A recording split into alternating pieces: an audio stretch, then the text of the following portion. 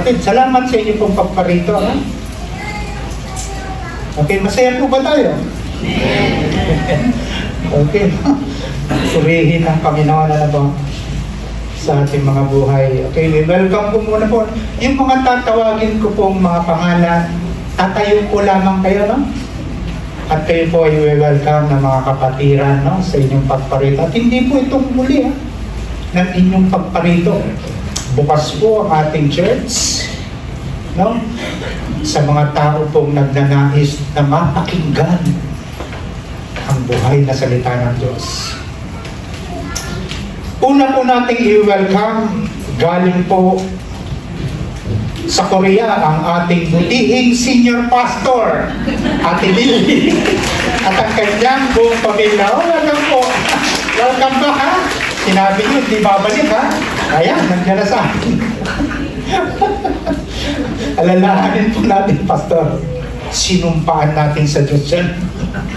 At yan hindi pwedeng baliin natin, mga Pastor. Okay. Welcome po, ha? At si Jana Nicole Dayawan. Tama po ba? Sige po, tayo tayo. Welcome po, kapatid. Okay. At meron din tayong bisita po galing ng Amerika, galing ng Dubai, lumipad papuntang Amerika, at ngayon po nasa Bacoor Church of God. Si Brother Mio at Ate Sally Castro. Thank you, brother, ha? Alalo ako sa mga taga-Bacoor. Okay, meron pa po, no? Si Rolando Mendros, Regina Mendros, tayo po sila. Okay, palakpakan po natin. Welcome po, brothers and sisters. Welcome po kayo. Thank you po. At si Riley, Kenneth Mendros, at Tria Mendros. And then po, pamilya po, no? Isang pamilya Mendros. Okay, welcome po kayo sa Church of God, Bacoor, mga kapatid. Ayun po, no? At bilang pagpapatuloy po natin, mga kapatid, naranasan natin ang gabay ng Diyos sa nakalipas na isang taon. Hindi tayo pinabayaan ng Diyos. Hindi tayo nilubayan ng Diyos. Lagi siya po, no, habang tayo maglalaya. Sa pagpasok ng 2026, no, hayaan po natin na ang Diyos ang siyang gumabay sa atin. Ang salita ng Diyos, mga kapatid. At bago ko po muling ipagpatuloy, no, yung nakaraan natin, no, sa unang aklat ni Juan, na ito po binigyan natin ng title para doon po sa mga ngayon lang makakarinig.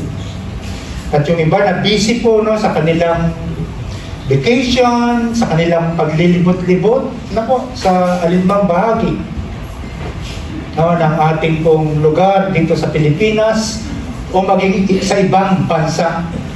Ano po, hahayaan ko po na ito po ay inyong marinig. Hindi ang boses ng inyong lingkod, kung hindi ang boses ng salita ng Diyos. Isinulat ni Apostol Juan upang lubos na ipakita ang tagapamagitan ng tao, walang iba kung hindi ang Diyos. Kaakibat ng liham na ito ang kasiguruhan ng kaligtasan ng tao, salvation, na umiiral sa makasalanang pamumuhay sa daigdig nito. Nandutuon po sa mundong ito yung mga ligtas. Pero may umiiral po eh. Nakikita po ni Apostol Juan. Maging sa panahon natin, nakikita niyo po ba yun? Yung iba't ibang katiwalian na nadidinig natin sa radyo, napapanood natin sa ating mga TV, o saan man tayo naroon, narinig natin ang mga bali-balita ito.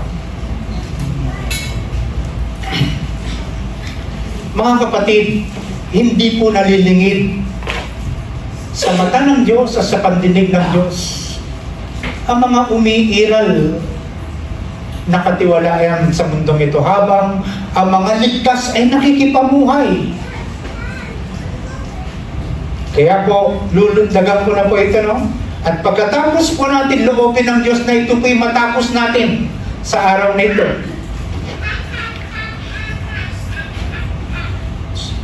bubuksan natin yung aklat ni Pablo, no? Sa chapter 4 ng Efeso.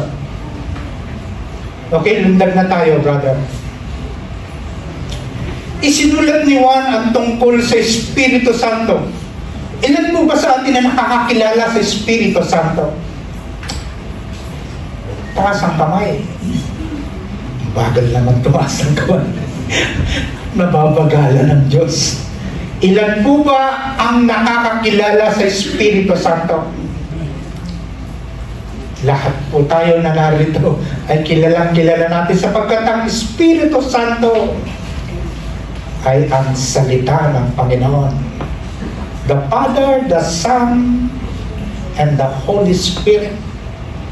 Na sa panahon na ito, siya ang gagabay sa atin sa pagtahak natin sa 2026. Kaya ng Diyos na i-lead niya tayo sa pamamagitan ng kanyang salita. Kaya isinulat ni Juan habang siya po ay naka-exile, itinatapon sa isang isla po. Mga kapatid, tingnan natin ang mga talatang ito. Siya, ang banal na Espiritu, ang salita ng Diyos, ang siyang magtuturo at gagabay sa bawat mananampalataya. Amen? 27. Gayunpaman, pansinin niyo po ang sinasabi sa talatang ito, mga kapatid. 4 na beses sang-ayon kay Juan. Gayunpaman, ang Espiritu ipinagkaloob na Kristo sa inyo. At habang ang Espiritu ay nananatili sa inyo, hindi ninyo kakailanganin turuan pa kayo ng iba. Pangatlo, ang Espiritu ang nagtuturo sa inyo tungkol sa lahat ng bagay. Lahat ng itinuturo niya ay totoo at walang bahid ng kasinungalingan. At tulad ng itinuro ng Espiritu, instruction po ng Diyos, mga kapatid, manatili kayo kay Kristo. Amen? 3 beses, 4 na beses pong inuri ang banal na Espiritu ng Diyos na siyang gagabay sa atin. Para po sa paglalakbay natin sa taong ito, mga kapatid, imagine natin, meron tayong tinatawag na dakilang pastol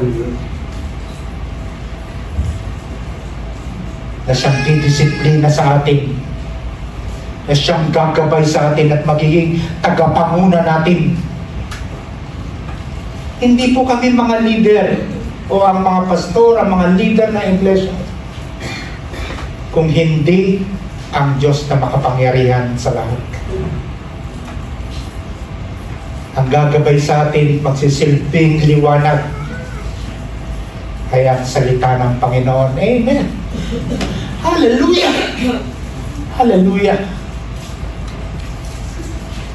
4 na beses niya pong binanggit, no?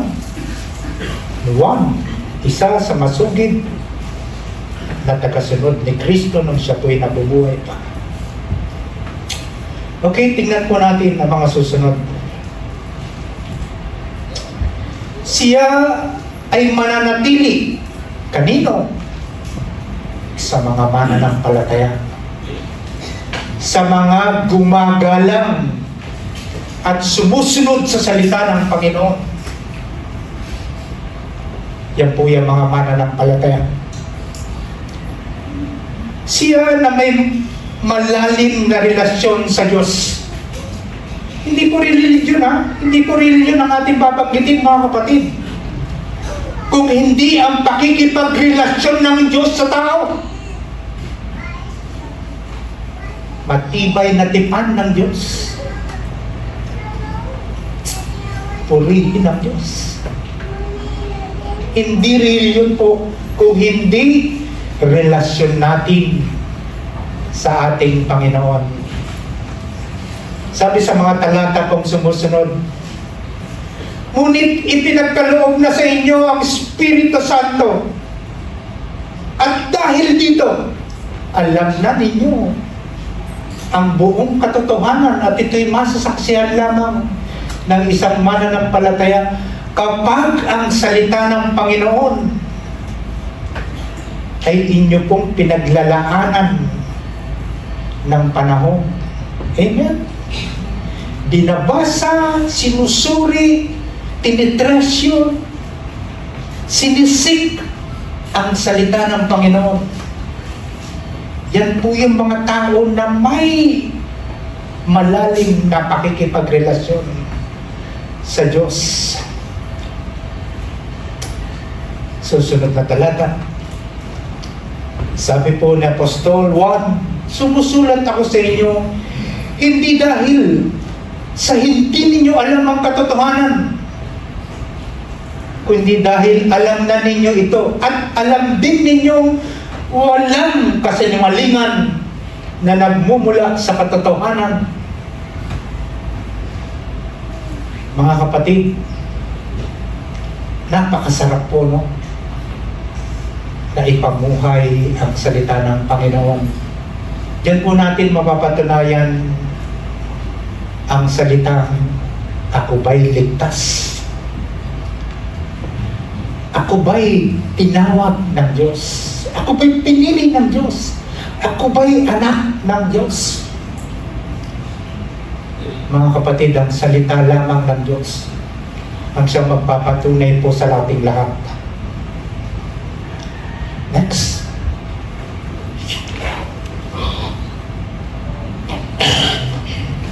Excuse me po.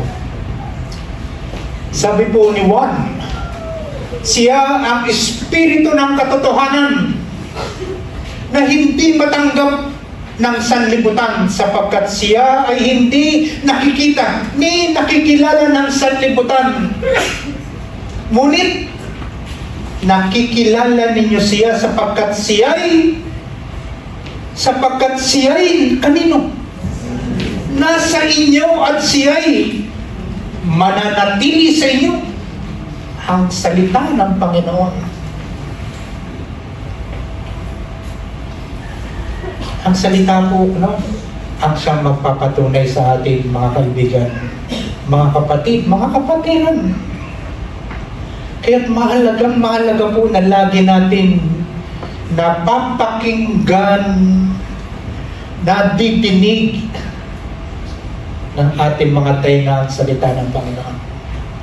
Sapagkat ito po ay pawang pagkaing pangkaluluwa natin. Amen po ba? Binubusog tayo ng salita ng Diyos hanggang tayo po ay mag-umapaw, mga kapatid. Totally blessed ang mga mananampalataya. Ulitin ko lang po, no, siya ang espiritu ng katotohanan na hindi matanggap ng sanlibutan. Kapag wala ang salita ng Panginoon sa isang tao, hindi natin matatanggap ang salita ng Panginoon. Sapagkat siya ay hindi nakikita ni nakikilala ng sanlibutan. Nakikita niyo po yung laging sinasabi po ng mga tao sa paligid natin.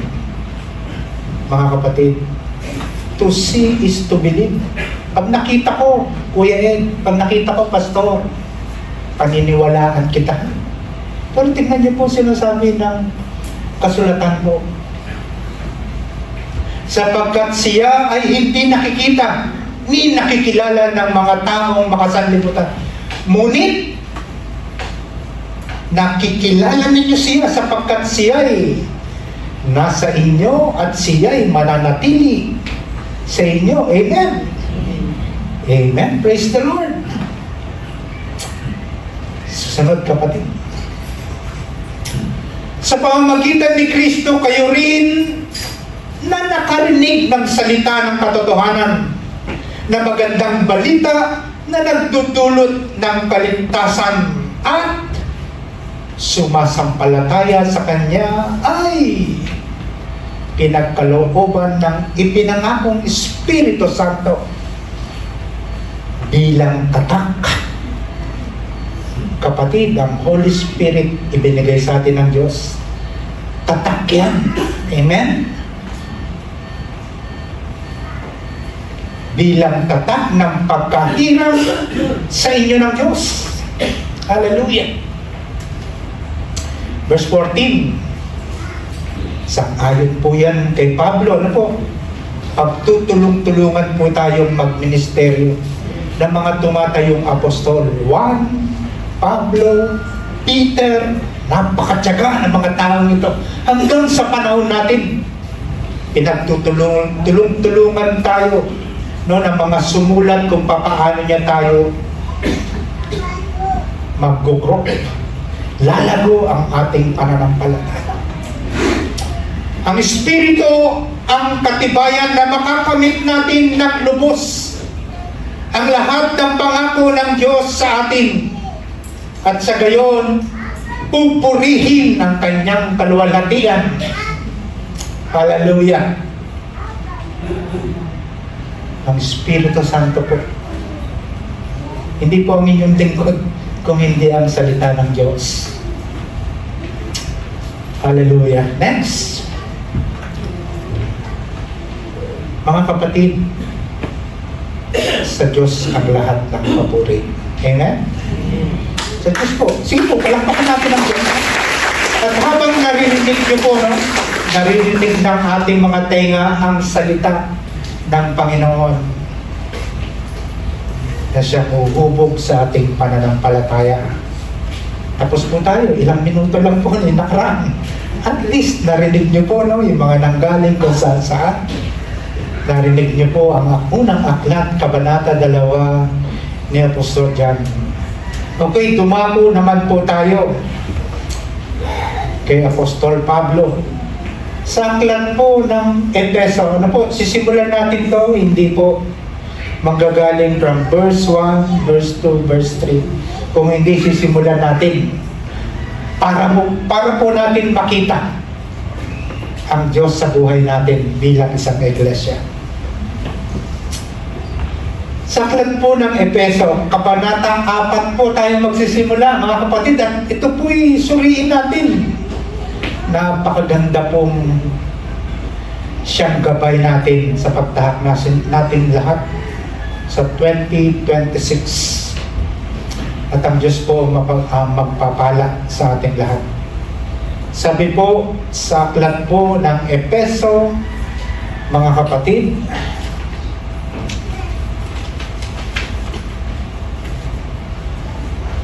ang pangunahing layunin po ni Apostol Pablo sa sulat po na ito ay upang talakayin ang mga kautusan ng Panginoon sa mga taga-Efeso. Kinuha, nilikom ni Apostol Pablo ang lahat ng instruction. Okay? Kaya po niya nasulat ito, mga kapatid. Ang pangunahing layunin nito ay upang tipunin ang lahat ng nilikha sa langit at sa lupa at ipasailalim ang mga ito kay Kristo. Sabi po doon sa chapter 1, verse 10, isa rin itong panawagan sa mga anak ng Diyos na isabuhay nila ang kahulugan ng dakilang panukalang ito sa pamamagitan ng pakikipag-isa kay Kristo Jesus, mga kapatid. Kaya po ipapaalala ko po talaga pong tinanggap natin ang Panginoon bilang Panginoon at tagapagligtas ng ating buhay. Kapatid, siya lamang ang nararapat na mag-hari. Ang Panginoon lamang ang Diyos ang siya pong dapat maghari sa ating buhay. Sa unang bahagi ng aklat nito, tinatalakay ng sumulat, walang iba kundi sa Apostol Pablo, ang pagkakaisa. Tinalakay niya ito o rito ang paraan ng pagpili ng Diyos Ama sa kanyang bayan. Tingnan niyo po, ang Diyos Amang nasa langit, ang siya pong pumili ng kanyang bayan. Hallelujah. Tinatalakay niya rito ang paraan ng pagpili ng Diyos Ama, ang kanyang pagpapatawad at pagpapalaya sa kanila mula sa kanilang kasalanan sa pamamagitan ng kanyang anak na si Jesucristo, at kung papaanong pinatutunayan ng Espiritu Santo na matutupad ang dakilang pangako ng Diyos. Sa ikalawang bahagi na may nanawagan siya na gawin nilang makatotohanan ang kanilang buhay bilang isang lupon na mga mananampalataya, ang kanyang bayan, ang kanilang pakikipag-isa kay Kristo, at ikinumpara ni Pablo ang pagsilang ng Iglesia. Amen. Hallelujah. Pakita natin ang title nito, mga kapatid. Ito po ang kailangan ng Panginoon sa Iglesia nito. Ang magkaroon po tayo ng malalim na pakikipag-isa sa Diyos. Ang pagkakaisang dulot ni Kristo, mga kapatid. Basahin po natin ang nilalaman nito. Meron po itong 29 na mga talata. Tingnan po natin ang laman ng liham ni Apostol Pablo. Pagmasdan po natin, susuriin po natin ang bawat binabasa po nating salita ng Panginoon. Kaya't ako na isang bilanggo dahil sa Panginoon ay nakikiusap sa inyo na mamuhay kayo gaya ng nararapat sa mga tinawag ng Diyos. Talatang 2. Si Paul po, si Pablo, ay isang bond servants, isang alipin ng Panginoon. Kapag tayo po ay alipin ng salita ng Diyos, sino po ang sinusunod natin? Ang sanlibutan po ba o ang salita ng Panginoon? Dapat isa lang po. Kung ano ang sinasabi ng salita, hindi ng salita ng tao, kung hindi ang salita ng Diyos. Tignan niyo po yung mga kautusan po, ha? Titignan niyo po yung kautusan, no? May instruction po, no? May batas. Okay? May batas.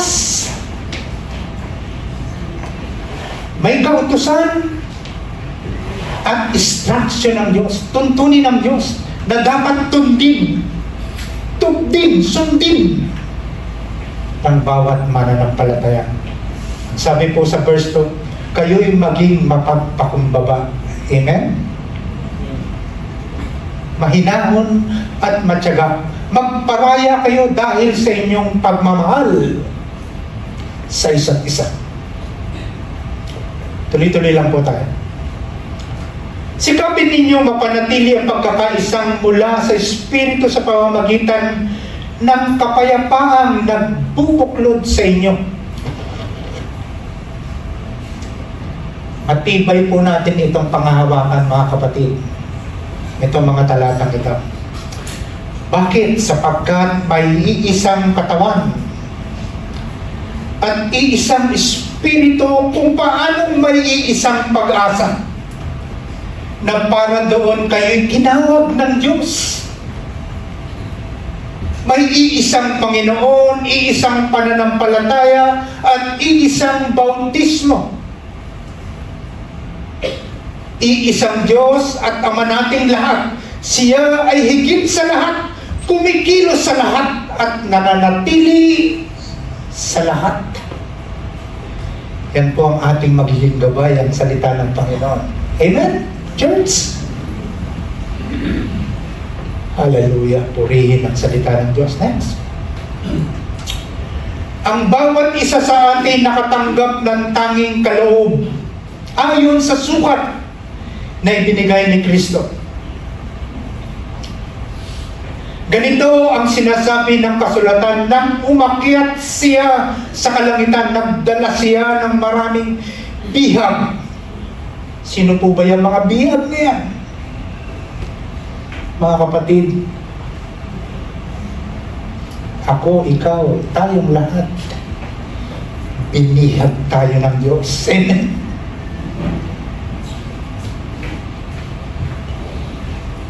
Pagkatapos tayong palayain ng Diyos sa pagkakabihag, pagkakagapos ng kasalanan, tinupos tayo ng Panginoon mula sa kasalanan. Mga kapatid, naaalala niyo po ba ang cross? Nang ipako ang Panginoong Hesukristo sa cross, lahat ng kasalanan ng sanlibutan, kasalanan ko, kasalanan mo, kasalanan natin lahat, ay kasamang naipako. Nang ipako si Kristo sa cross, upang ang tao ay hindi na muling magkasala. Amen. Isang beses lang pong ginawa ng ating Panginoong Hesukristo ayon sa plano ng Ama sa kanyang buhay. Isang beses lang pinagtagumpayan, hindi pa ulit-ulit. Kaya ang tao po, nalulungkot ang Panginoon, nahahabag siya sa maraming tao kapag paulit-ulit na nagkakasala. Hallelujah. Isang beses lang pong ipinako. Nagsakripisyo ang kanyang buktong na anak upang ang tao ay hindi na magkasala. Nang umakyat siya sa kalangitan, nagdala siya ng maraming bihag at nagbigay ng mga kaloob sa mga tao. Nakikita po natin dito kung ano po yung mga kaloob na makapagpapatibay ng ating iglesia. Next. Anong ibig sabihin ng umakyat siya? Ang ibig sabihin niyan ay bumaba muna. Okay? Bumaba po ang Panginoong Yesus sa lupa, na? Kasi kung walang bababa, walang papanik. Mga kapatid, ang ibig sabihin niyan ay bumaba muna. Siya sa kalalimang bahagi ng lupa. Isipin niyo po yun, mga kapatid. Tagus-tagusan mo, ilalim ng lupa, papunta ng kalangitan. Pambihira ang kapangyarihan ng Diyos. Ma-amaze ka sa salita ng Panginoon. Amen? Next. Ang bumaba ay siya rin namang umakyat sa kaitaasan ng kalangitan upang mapuno ng kanyang presensya ang buong sanlilikha.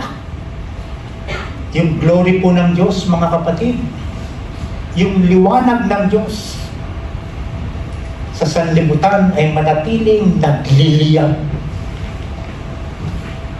nagliliwanag. Hallelujah. Ulitin ko lang po, ang bumaba ay siya rin namang umakyat sa kaitaasan ng kalangitan upang mapuno ng kanyang presensya ang buong nilikha. Saan nilikha? Purihin ang salita ng Diyos.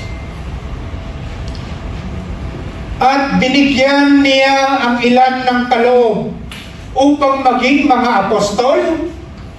Okay, pagmasdan niyo po yung babanggitin po dyan. Ni Pablo po.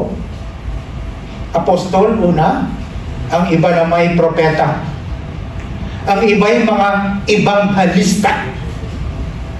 At ang iba'y mga pastor at guro. Pagmasdan niyo po kung ano po yung special gift na binigay dyan sa mga binabanggit sa salita ng Panginoon ayon kay Apostol Pablo.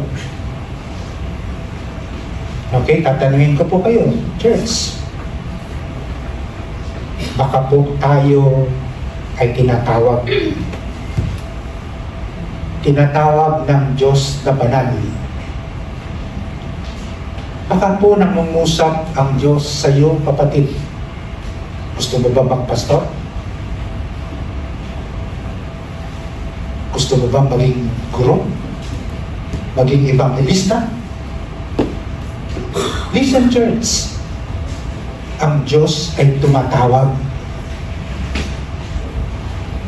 Ang nais ng tao,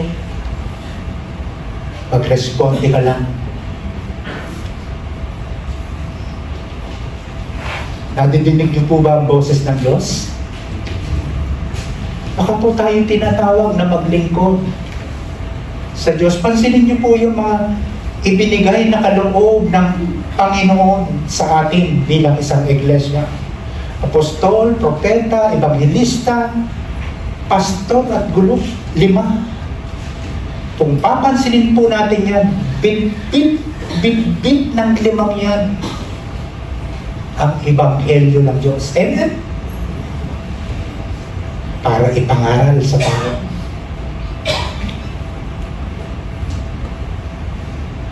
Kapatid, ulitin ko, baka po tinatawag tayo.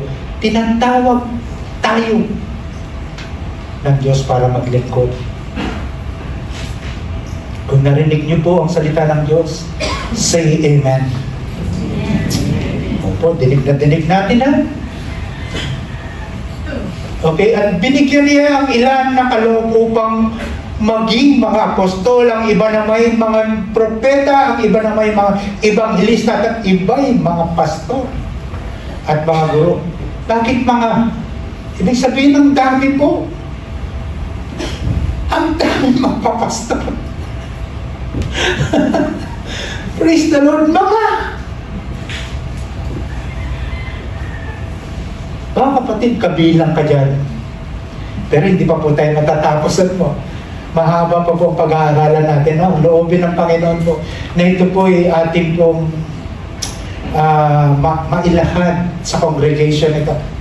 Baka po ang layunin ng Diyos, kaya po tayo nananahimik sa ating tahanan, sa ating lugar, na nangungusap pala ang Diyos.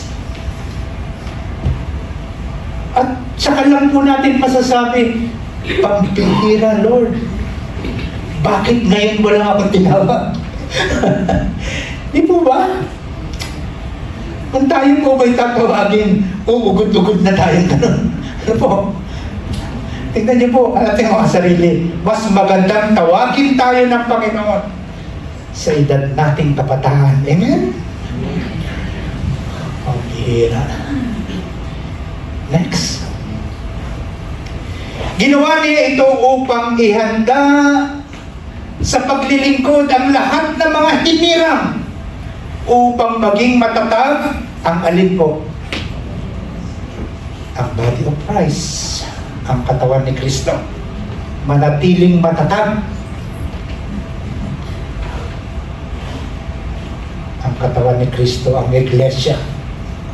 Amen? Nasa likod po. Amen po ba? Maliwanag po, no? Mas maganda po yung maliwanag na natin napag-aaralan.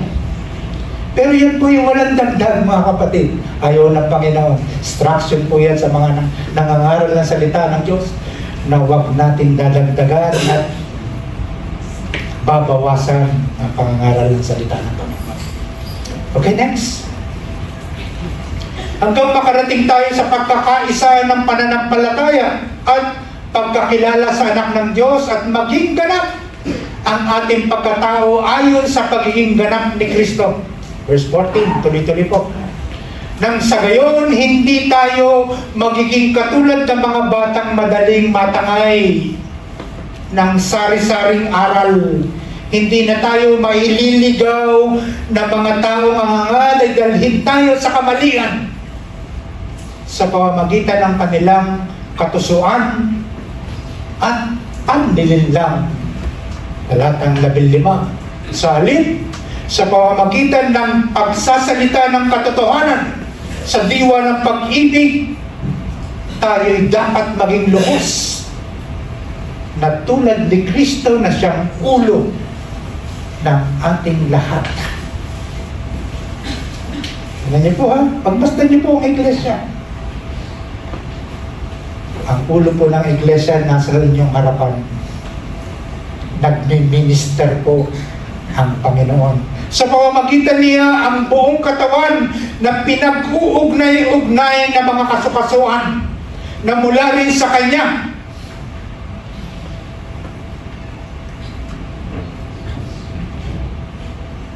At kung maayos na gumaganap ng tungkulin ng bawat bahagi, pagmasdan niyo po ang iglesia, mga kapatid, lumalaki ang katawan.